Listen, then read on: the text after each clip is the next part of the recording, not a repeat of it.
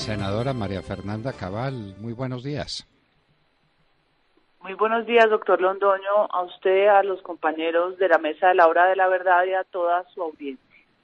Senadora, uno de ciudadano de a pie y de periodista en ejercicio se le ocurren unas cosas elementales. ¿Por qué en estas comisiones no se deja oír tranquilamente a las personas que van allá invitadas a que hablen, como las niñas de la Corporación Rosa Blanca, las niñas violadas y ultrajadas y obligadas a abortos terribles por parte de estos asesinos?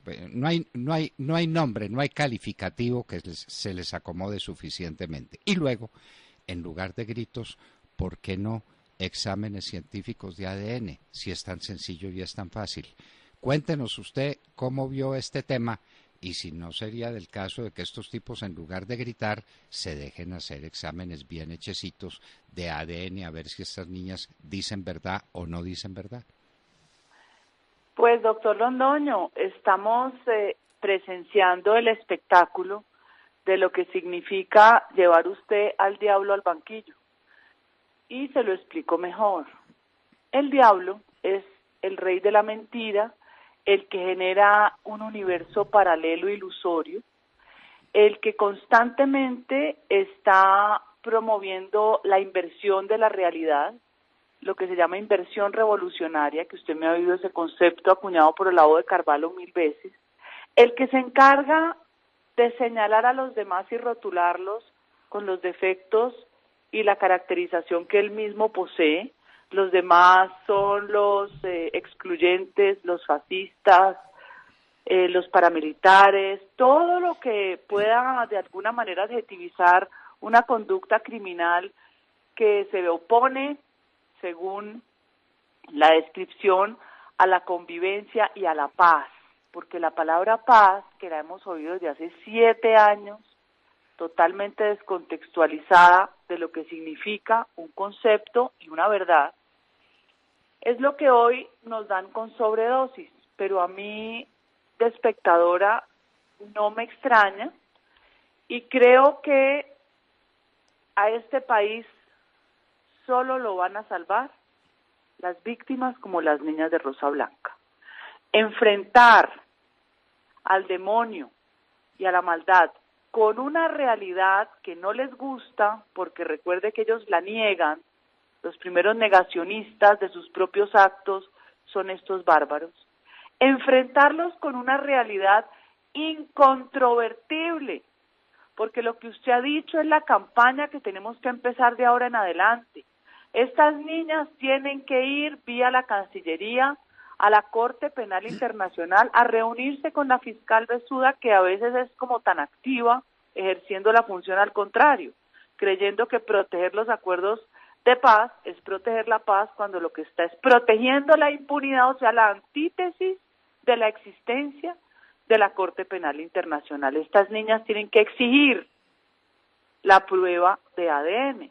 Con la prueba de ADN veremos quién miente y quién no, y de qué edad fueron violadas, porque es la edad en la que finalmente estuvieron embarazadas y dieron a luz sus niñitos. Pero como esa realidad enfrenta al diablo al banquillo, eso no lo resisten los personajes histéricos que rodean a los psicópatas. Todas estas hordas, todo esto que pasó ayer y que seguirá pasando y que pasaba, recuérdelo, doctor Londoño, durante el acuerdo de paz, cuando hacían las famosas reuniones de víctimas con la Universidad Nacional, con Alejo Vargas, algunas veces con la ONU, y movían una cantidad de recursos, y eso era todo un circo. Y a las víctimas de las FARC les daban, si mucho, el 10-12% de participación, porque había que invisibilizarlas, porque este proceso de paz tenía que ser un proceso para poder lograr el camino a la consecución del poder. No es otra cosa, yo lo veo con una claridad tan meridiana.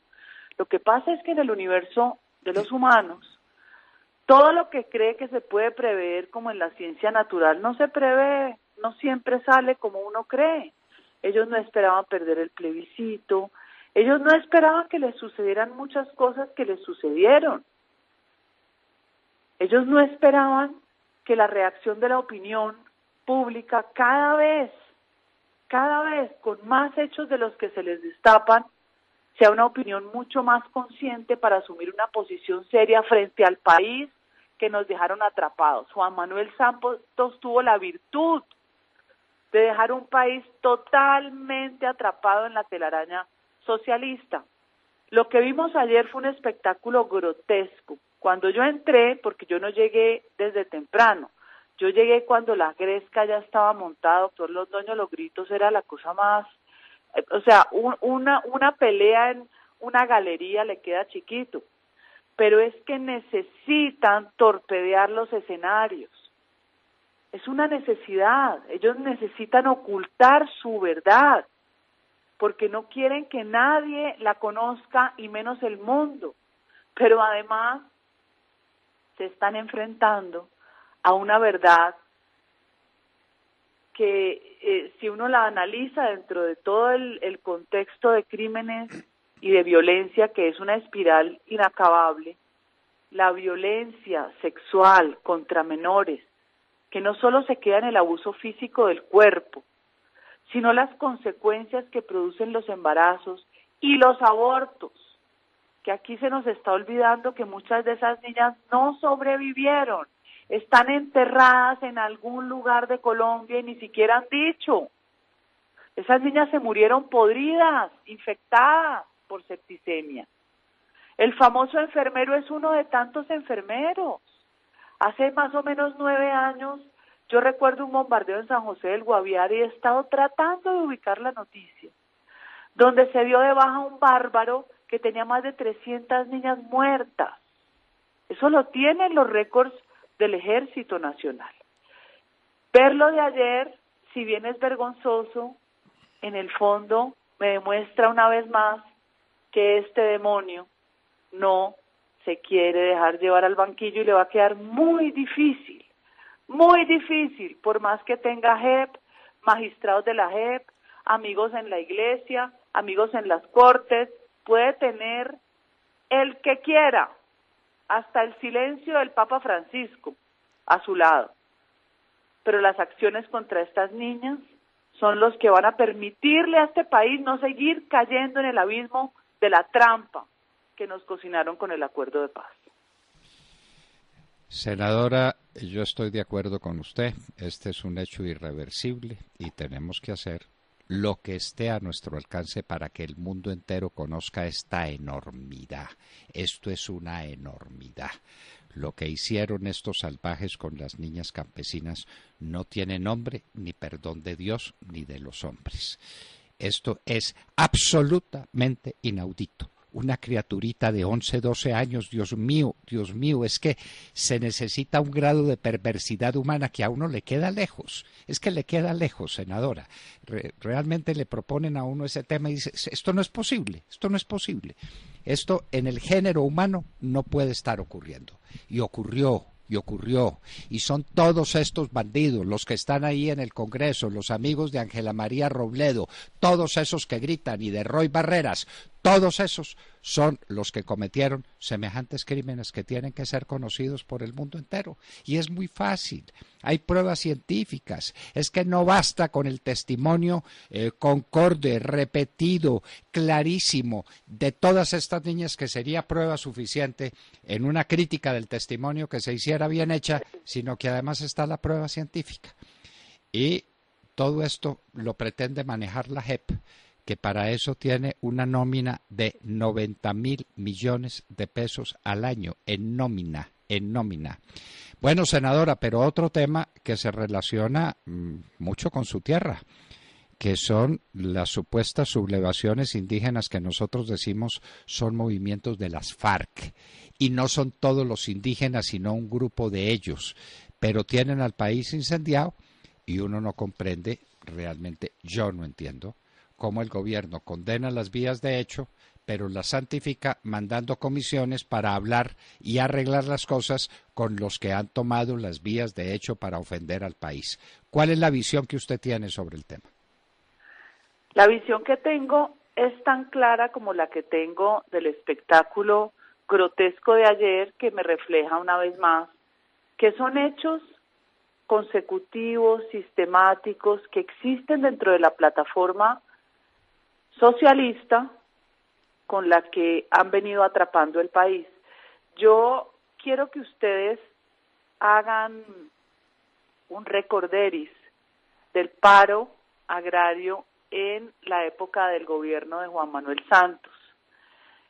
Ese paro agrario vino liderado por lo que se denomina la cumbre agraria, y ahí los invito a ustedes a revisar qué es la cumbre agraria y qué organizaciones la componen, que si ustedes se dan cuenta, es una estrategia que en el papel se ve gigantesca, llena de organizaciones que la contienen, y a su vez cada organización interlocuta o es finalmente la contratista de proyectos a la ejecutora de otra. Es una maraña hecha con mucha filigrana, donde se deja todo el desarrollo agrario y territorial a su merced, a su decisión. Básicamente uno encuentra entre la plataforma agraria de las FARC y el ELN una afinidad en los objetivos que buscó en su momento la cumbre agraria. Pero cuando uno se pone, además de lo que le estoy contando, cómo la cumbre agraria empezó a atrapar y a ahorcar el gobierno de Juan Manuel Santos, que fue totalmente complaciente porque él necesitaba entregar todo para que nadie le criticara su acuerdo de paz con las FARC, usted va a ver que aquí estaba la Marcha Patriótica, el Congreso de los Pueblos, para que se acuerden de todos estos nombres ahora que vengan negociaciones, el Coordinador Nacional Agrario, estaba la Mesa de Interlocución Agraria, son un sinfín de organizaciones, pero empiezan a haber organizaciones que a uno ya le suenan nuevamente familiares. Está el Proceso de Comunidades Negras, está la Organización Nacional Indígena de Colombia, ONIC, la que está hoy activa en todos estos paros, generando un caos regional y una anarquía, que es lo que finalmente ellos pretenden, que es desvertebrar el Estado colombiano. Está el movimiento Ríos Vivos, que es el tema de Hidroituango, que se lo he escuchado a usted también. Está la Asociación de Zonas de Reserva Campesina con el señor César Jerez. Usted recordará que algún día en un debate le dije que si él era campesino, yo era indígena en Verá. De campesino no tiene nada, ese estudió por allá en una de esas antiguas repúblicas de la Unión Soviética, no recuerdo cuál estudio, si fue en Azerbaiyán o en cuál, geología, me supongo que pagado por el Partido Comunista. Algún día le pregunté y no me contestó. Pero toda esta maraña, esta plataforma la crean para convertirse en los interlocutores únicos del desarrollo agrícola y territorial de Colombia. Aquí ningún otro puede ser interlocutor. De hecho, tuvieron la capacidad ellos de generar una mesa única nacional con Santos por resolución, donde además obligaron al gobierno de Santos a crear un CERREM campesino, donde ellos escogían sus escoltas, que fueran obviamente con su línea y su afinidad política. Ellos hacían sus denuncias, me imagino que contra el ejército y la policía, y exigían que esas denuncias fueran a la unidad de análisis y contexto de la Fiscalía. Ellos exigieron un volumen de dinero en contratación que usted se desmaya. En ese momento, con sus organizaciones, lograron el desembolso de 250.000 millones de pesos con el Minchi Rinchi Iragorri. Y ahí van divididas las platas, que me supongo que no existe auditoría y que las visitas que hizo el ministerio para verificar su ejecución no son ciertas, pero son cifras realmente escandalosas. Cumbre Agraria, 73 convenios por 80.000 millones y 10 convenios principales por 125.000 millones, que se distribuyen entre las organizaciones que yo le leí a un lado. Y me sale, por ejemplo, dentro del análisis que nosotros hemos venido haciendo, porque esto le hemos hecho un seguimiento, porque uno no puede dejar sueltos estos procesos, esta es la forma de ellos copar los escenarios, robarse la voz del campesino, del negro, del indígena colombiano y volverse el protagonista y el único interlocutor válido. De lo que tengo, por lo menos la UNIC tuvo convenios por 50.000 millones de pesos. Entonces el mismo Estado colombiano le da la gasolina a todos estos personajes, obviamente que son con mentalidades revolucionarias, que son los encargados de ejecutar todo y direccionar la política pública agraria, y después de que les da todo ese dinero y les deja llenar espacios y escenarios, pues usted engordó al enemigo, se enfrenta, porque estos fueron 2013, 2014, 2015, hasta el 2016 estuvieron ejecutando contratos.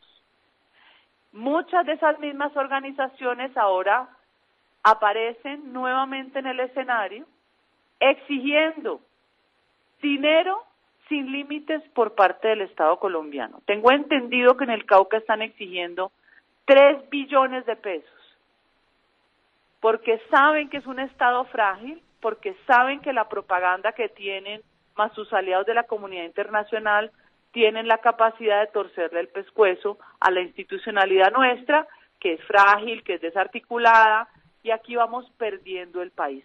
Poco a poco vamos perdiendo el país, dándole la gasolina, en vez de dársela a los cafeteros, en vez de dársela a la gente buena, al ganadero pequeño que no accede a un crédito. No, aquí hay que dársela al que revienta el país, al que quema los camiones, al que pica las carreteras, al que invade las fincas.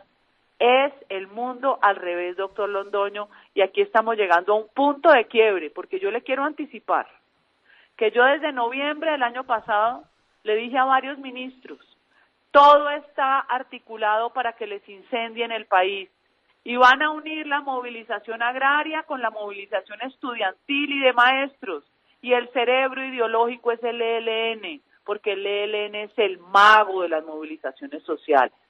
El ELN es el que está inmerso, inserto, jalando las cuerdas como si fuera un gran titiritero.